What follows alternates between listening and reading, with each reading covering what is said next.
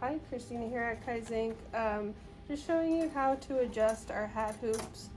So sometimes when you go to load, you're going to feel that this hoop is it's loose.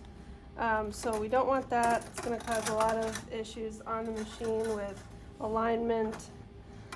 So how you do that is we're going to loosen these screws here.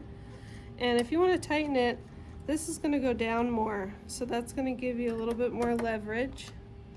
And you don't have to go all the way up or down. You can be in the middle, just depending on the size of your hat.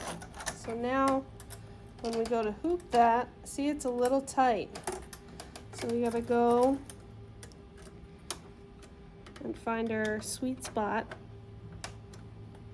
So probably around the middle.